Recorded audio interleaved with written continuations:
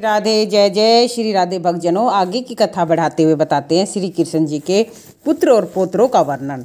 श्री सुखदेव जी बोले, हे परीक्षित, इस प्रकार भगवान 16,108 रानियों के साथ द्वारिकापुरी में गृहस्थ धर्म को पालन करने लगे और सभी रानियां उनकी सेवा करती थीं।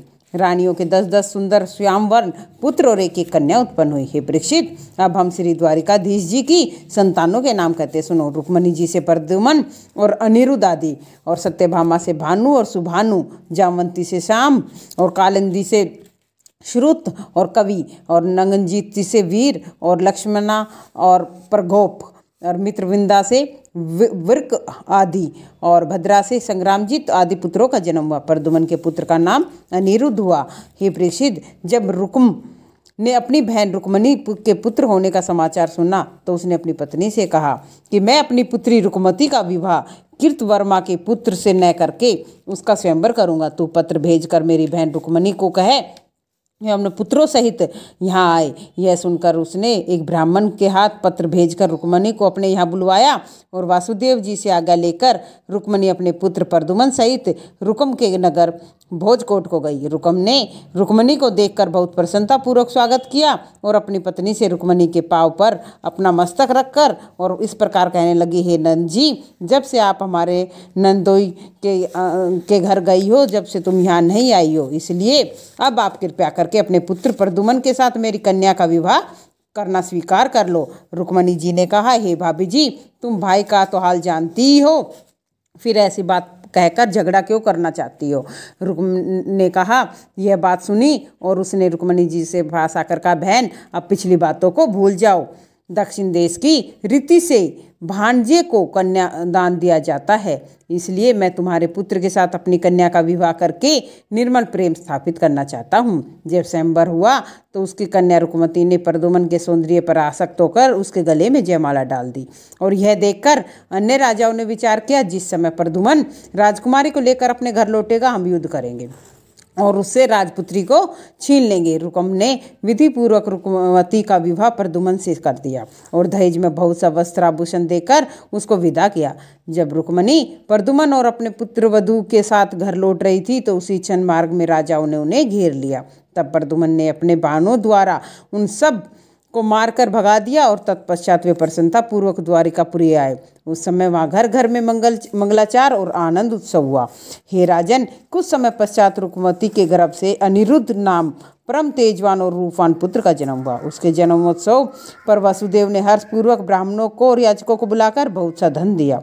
तदुपरांत जब ज्योतिषों ने को बुलाया और उनसे ग्रह पूछे तो उन्होंने उत्तर दिया कि हे नंदराय जी, यह पुत्र महान तेजस्वी और 14 विद्या निधान होगा और तथा इसका नाम अनिरुद्ध होगा।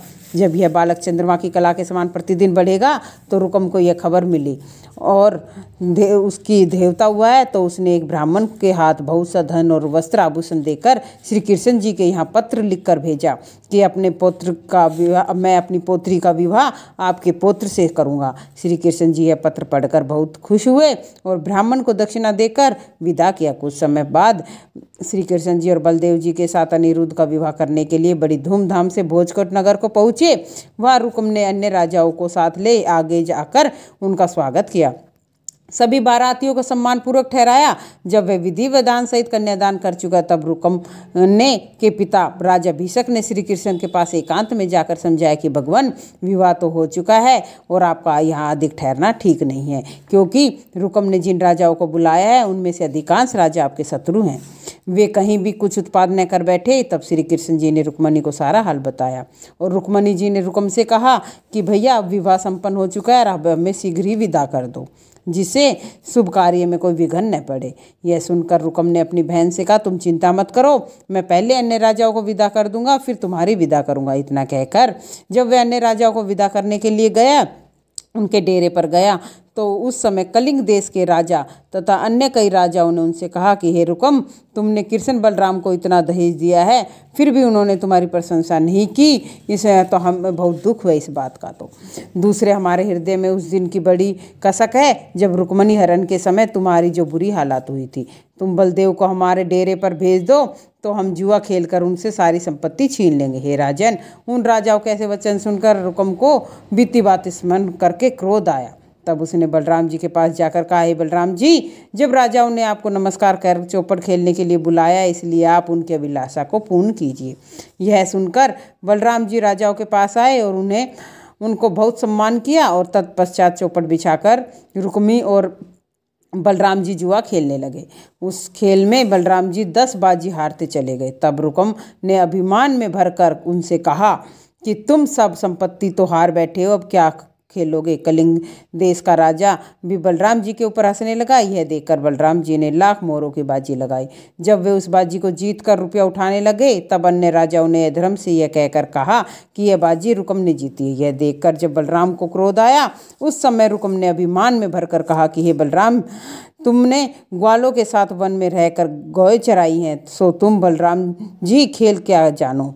यह सुनकर बलराम जी को बहुत क्रोध आया और अपने क्रोध को दबाकर 10 करोड़ मोहरों की एक और बाजी लगा दी। उस बाजी को भी उन्होंने जीता, परंतु राजाओं ने झूठ बोलकर रुक्म को जिताना चाहा। उस समय बलभद्र ने क्रोध भरकर ये कहा कि हे रुक्म, तूने रिश्तेदारी करके हमसे श्रुता नहीं त्यागी, इसलिए अब चाहे रुक्मणी भला माने या बुरा, मैं तुझे बिना मारे नहीं छोड़ूंगा। इतना कहकर श्री बलभद्र ने अपने हल मूसल द्वारा रुक्म को मार डाला। यह देखकर सब कलिंग देश के राजा उठकर भागने लगे।